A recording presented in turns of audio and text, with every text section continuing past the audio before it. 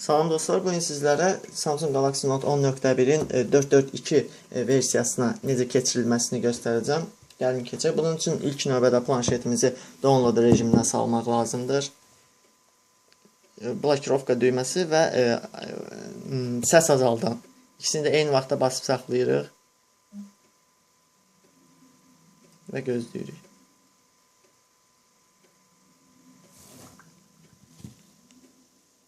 Gördüyünüz kimi. Və bundan sonra səs artıran hissəsinə gördüyünüz kimi volume up, yəni bu hissəyə toxunuruq. Və planşetimiz bu vəziyyətə gəlir. Və daha sonra planşetimizi kompüterə qoşuruq.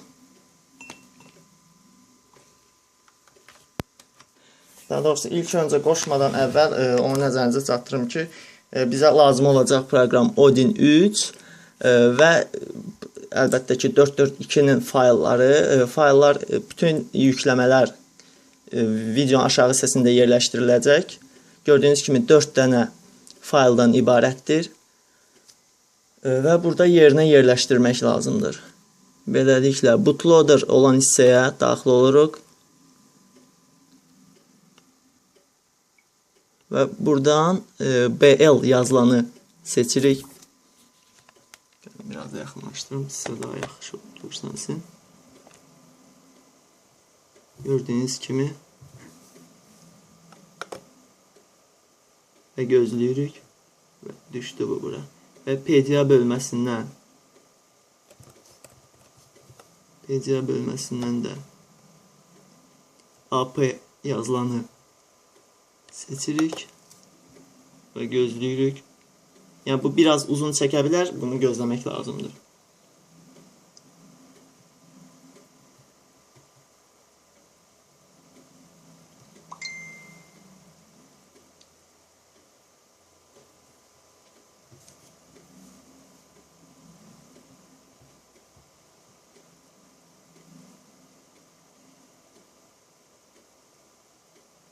Bu PDA bölməsi nə qədər uzun çəksə də yenə də gözləyin. Yəni ki, proqram ilişir və daha sonra yenidən özünə gəlir. Yəni gözləmək lazımdır açılması üçün.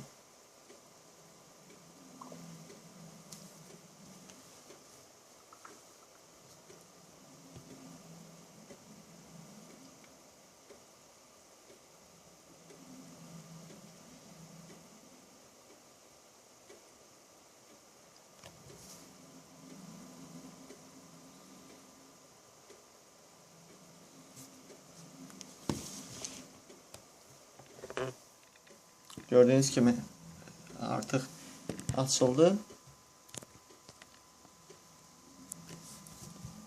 və daha sonra fon yazılan hissədə modemi seçirik. Bu da tez gəldi və GCG yazılan hissədə elə GCG-nin özünü seçirik. Nəzərinizə çatdırım ki, bu yenilənmə, yəni testravaniyadır, belə deyək də, yəni Sam Mobile-dan yüklənib, əgər yükləmək istəsəz daxil ola bilərsiniz. Linkini yerləşdirəcəm və yükləməyiniz üçün sizə mütləq qeydiyyat lazımdır. Yəni çalışacağım qeydiyyatсız olan linkini yerləşdirim.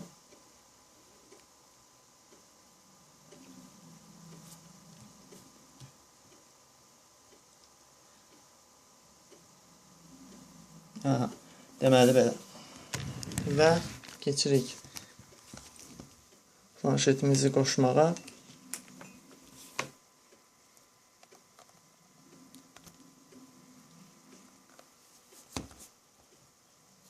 Gördüyünüz kimi planşetimiz qoşulduğu halda belə bir yazı gələcək.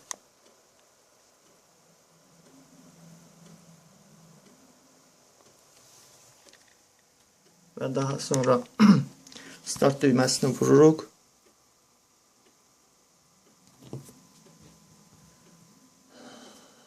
Və gözləyirik.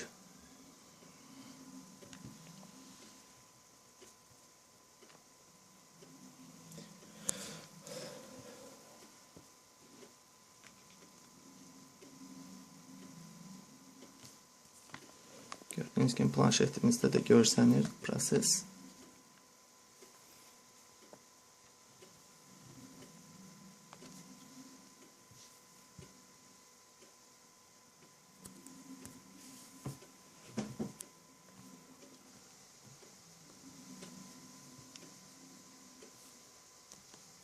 Yəni bu proses bir qədər uzun çəkə bilər, lakin axıra kimi gözləmək lazımdır və planşet, belə deyək, ekran, əsas ekranı gələnə kimi kompüterdən, USB şnurdan daha doğrusu ayırmayın.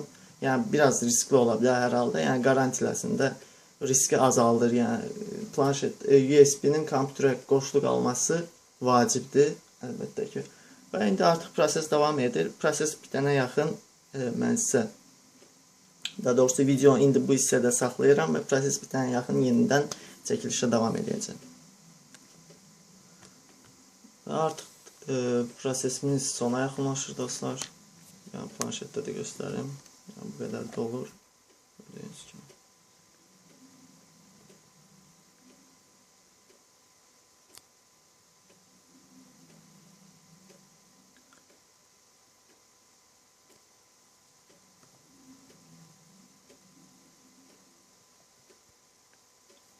Və bitdi.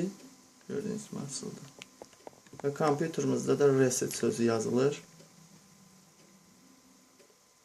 Və yenə də planşeti kompüterdən ayırmırıq.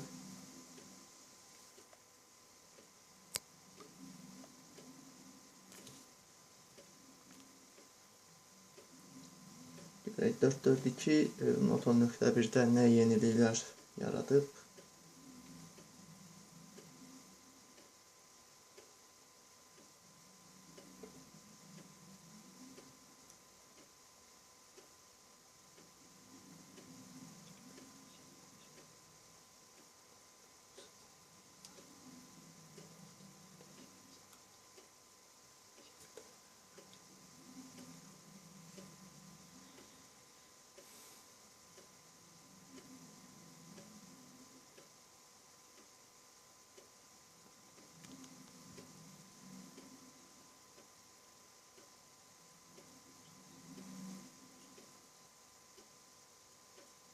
Gördüyünüz kimi proseslərimiz uzun gedir, lakin hər bir belə deyək prosesdə mütləq gözləmək lazımdır. Çünki 442 tam yeni bir belə deyək də yenilənmə olduğu üçün belə deyək sistemi bir çox hissələrini dəyişdiyi gözlənilir hər halda. Onun üçün çünki 4 bölməni də yeniləyirik. Ona görə mütləq diqqətli olmaq lazımdır. Gördüyünüz kimi yeni səslər gəlir.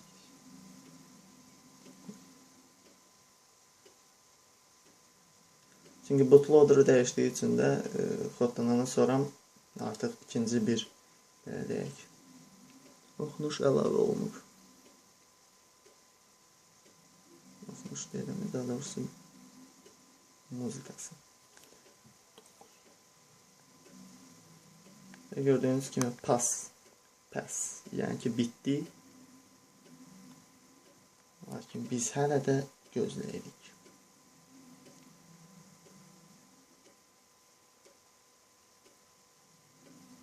Və bu hissədə də biraz gecəsi var bilər.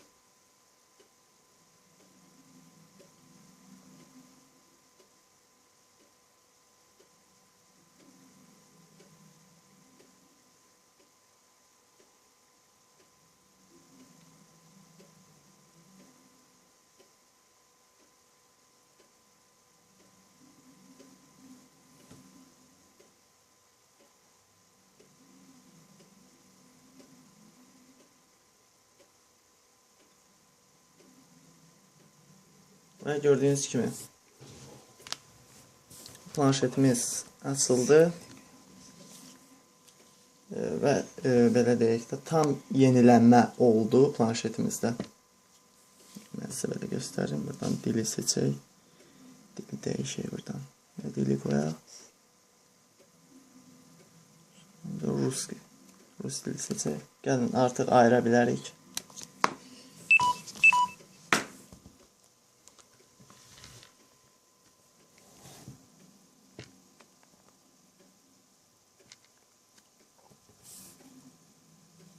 İrəliləyirik. SIM kart sonra əlavə edərik.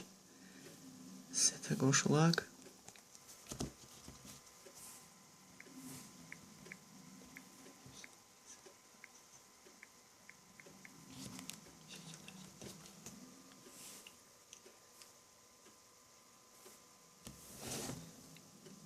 Klaviatura sanki bir qədər fərqlidir.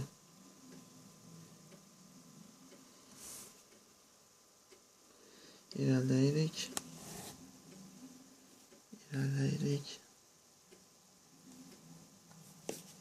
Qəbul edirik. Davam edirik.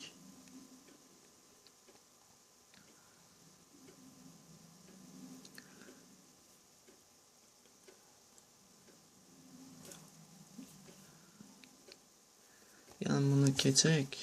Daha sonra yeniden daha sonra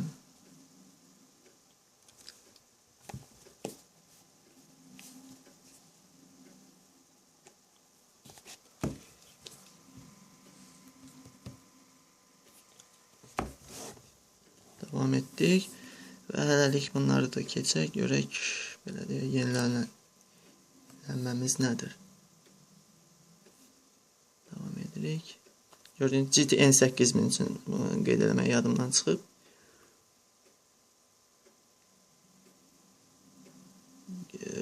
Yenilənmələrdə belə deyək.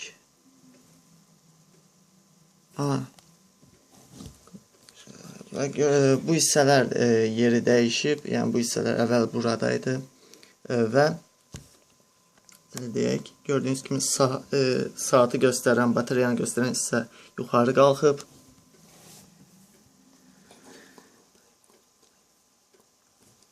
Və Group Play gəlib.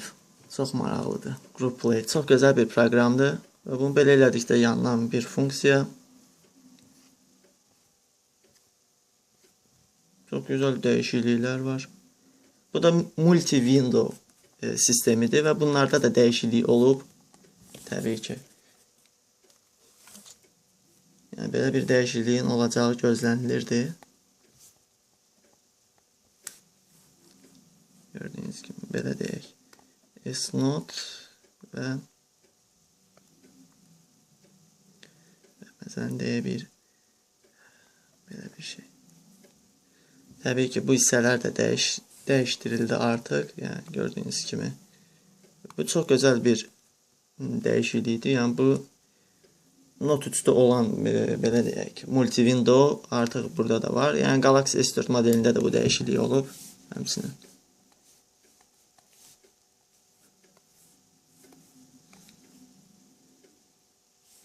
Görək kamerada nə dəyişikliyi var.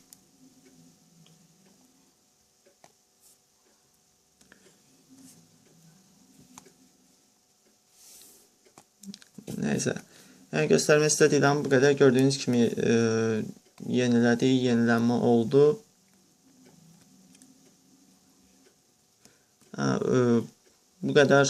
Əgər siz də yenilənmə eləmək istəsəz, linklər videonun aşağı hissəsində olacaq. Daxil olub oradan yükləyə bilərsiniz. Təşəkkür edirəm.